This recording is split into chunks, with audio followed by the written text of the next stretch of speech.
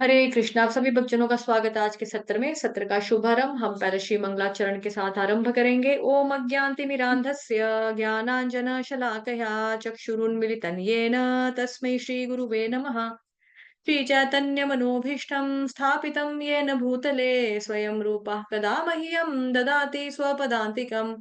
वन्देऽहं श्रीगुरुः श्रीयुतपदकमलं श्रीगुरुन् वैष्णवांश्च श्रीरूपं सागरजातं सहगण रघुनाथान्वितं तं सजीवं साद्वैतं सावधूतं परिजनसहितं कृष्णचैतन्यदेवं श्रीराधाकृष्णपादान् सहगण ललिता श्रीविशाखान्वितांश्च नमः। ओम विष्णुपादाय कृष्णप्रेष्ठाय भूतले श्रीमते भक्ति वेदांत स्वामिन्निति नामिने नमस्ते सारस्वते देवे गौरवाणी प्रचारिणे निर्विशेष शून्यवादी पाश्चात्य देशतारिणे नमो महावदान्याय कृष्ण प्रेम प्रदायते कृष्णाय कृष्ण चैतन्य नामने गोर्त्विषे नमः।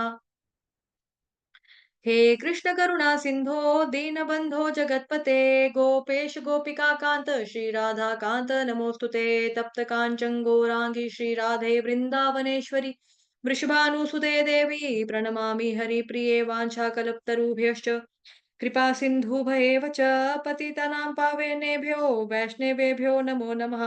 जय श्री कृष्ण चैतन्य प्रभु नित्यानंद श्री अद्वैत गदाधर श्रीवासादि गौर भक्त वृंद हरे कृष्णा कृष्ण कृष्ण हरे हरे हरे राम राम राम हरे हरे हरे कृष्ण कृष्ण कृष्ण हरे हरे हरे राम राम राम हरे हरे। हरे कृष्णा। आप सभी भक्तजनों का स्वागत है आज के सत्र में। आज का शीर्षक जो है वो 9वें स्कंद से लिया गया है। हरिश्चंद्र, रोहित और शुना शेव। महाराज मांधाता के बाद 7वीं पीढ़ी में सत्यव्रत का जन्म हुआ, जो त्रिशंकु नाम से भी विख्यात हुआ। एक समय त्रिशंकु ने एक ब्राह्मण की पुत्री से विवाह के समय उसका अपहरण कर लिया। इससे विक्षुब्ध होकर उसके पिता ने उसे चांडाल परिवार में जन्म लेने का शाप दे डाला। परंतु विश्वामित्र के योग बल के प्रभाव से वह शाप सिद्ध नहीं हुआ और विश्वामित्र ने त्रिशंकु को उसी शरीर में स्वर्ग भेज दिया। जब वह स्वर्ग के द्वार पर पहुंचा तो देवताओं ने उसे वापस पृथ्वी पर धिक्का दे दिया। परंतु विश्वामित्र के प्रभाव से वह पृथ्वी तक नहीं पहुंचा और बीच आकाश में ही लटक गया। आज भी त्रिशंकु सिर नीचे और पैर ऊपर किए पृथ्वी और स्वर्ग के बीच में उल्टा लटका हुआ है। त्रिशंकु का पुत्र हुआ हरिश्चंद्र और उसके कारण विश्वामित्र और वशिष्ठ में लंबे समय तक झगड़ा चला।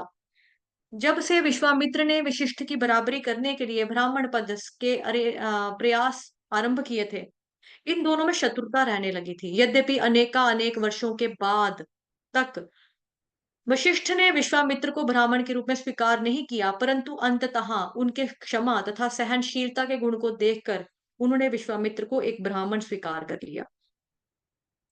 एक समय महाराज विश्वामित्र हरिश्चंद्र के लिए एक यज्ञ किया, परंतु किन्हीं कारणों से राजा पर क्रोधित होकर उन्होंने उसकी सारी संपत्ति छीन ली और उसे अपनी दक्षिणा कहकर उस पर अपना अधिकार जमा लिया। वशिष्ठ को यह बात अच्छी नहीं लगी और परिणाम स्वरूप दोनों की बीच इतना भयंकर झगड़ा आरंभ हो गया कि दोनों एक दूसरे को शाप देने को उतावले हो उठे। जो इससे पहले वाली स्टोरी पढ़ी हमने, कथा पढ़ी सोबरी मुनि की, और जो हम ये वाली पढ़ रहे हैं महाराजा हरिश्चंद्र वाली, इन सबका, इन दोनों कथाओं का जो जिक्र है ना, और वो मैंने आपको भगवत गीता के जब श्लोक पढ़ाया था ना, 2nd चैप्टर, उसमें भी आपको मैंने बताया था थोड़ा सा। अभी यहाँ पे रीजन नहीं बताया, लेकिन रीजन मैंने वहां पर अब उसका बताया हुआ है, जो 2nd चैप्टर पढ़ाया था आपको भगवत गीता का मॉर्निंग वाली क्लास में। एक ने शाप देते हुए कहा, तुम पक्षी बन जाओ, तो दूसरे ने भी यह कह दिया, तुम बतख बन जाओ। आश्चर्य की बात तो यह रही कि अपने इन शरीरों में भी उनकी शत्रुता और झगड़ा चलता रहा। अपने राज्य का कोई उत्तराधिकारी ना होने के कारण महाराज हरीशचंद्र अत्यंत दुखी थे। नारद मुनि के परामर्श पर उन्होंने वरुण देव से याचना की, हे प्रभु, मेरा कोई पुत्र नहीं है, कृपया मेरी यह इच्छा पूरी कीजिए। यदि कृपावश आप मुझे पुत्र प्रदान करेंगे तो मैं आपको उसी पुत्र की बलि चढ़ाऊंगा। वरुण देव मान गए। उनके आशीर्वाद से महाराज हरिश्चंद्र के यहाँ एक पुत्र ने जन्म लिया। उसका नाम रखा गया रोहित। उसके जन्म के बाद वरुण देव हरिश्चंद्र के पास है और कहा, देखो अब तुम्हारे पुत्र हो गया है, अब तुम्हें वचनानुसार तुम्हें इसकी बलि देनी चाहिए। हरिश्चंद्र ने कहा, जन्म के 10 दिन के बाद ही बलि पशु बलि के लिए उपयुक्त होता है। 10 दिन बीत गए, वरुण देव पुनः आए। मेरे विचार में अब तुम्हें यज्ञ करना चाहिए। हरिश्चंद्र ने उत्तर दिया, जब पशु के दांत उगते हैं उस समय वो बलि के लिए शुद्ध बनता है। जब बालक के दांत उग गए तो वरुण देव फिर से वहां पहुंचे और कहा, अब तो पशु के दांत भी उगाए हैं और शीघ्र ही यज्ञ की व्यवस्था करो। हरिश्चंद्र ने फिर से आनाकानी करते हुए कहा, उसके दूध के दांत गिर जाने दीजिए और तब तक वह यज्ञ के लिए और अधिक उपयुक्त बन जाएगा। जब वे दांत भी गिर गए तो वरुण देव पुनः हरिश्चंद्र के पास और कहने, अब तो तुम्हें यज्ञ करना ही चाहिए। परंतु हरिश्चंद्र ने दांत उत्तर दिया, जब पशु के नए दांत निकलेंगे उस समय वह बलि के योग्य होगा। नए दांत निकलने के बाद वरुण देव पुनः उसके पास आए, परंतु इस बार हरिश्चंद्र ने कहा, जब यह बालक क्षत्रिय बन जाएगा और शत्रु के साथ युद्ध में अपनी रक्षा करने में सक्षम होगा, केवल तभी इसे पर्याप्त रूप से शुद्ध माना जाएगा। महाराज हरिश्चंद्र अपने पुत्र से बहुत आसक्त हो गए थे और पितृ प्रेम के कारण वे बार बार वरुण देव को प्रतीक्षा करने के लिए कह रहे थे। कुछ समय के पश्चात रोहित समझ गया था कि उसका जन्म इसी प्रतिबंध के साथ हुआ है। मृत्यु से अपनी रक्षा करने के लिए उसे उसने अपना धनुष बाण लिया और बिना किसी को कुछ बताए जंगल की ओर निकल गया। जंगल में रहते हुए रोहित को एक दिन समाचार मिला कि उसके पिता को जलोदर रोग हो गया है और उनका पेट अधिक फूल गया है।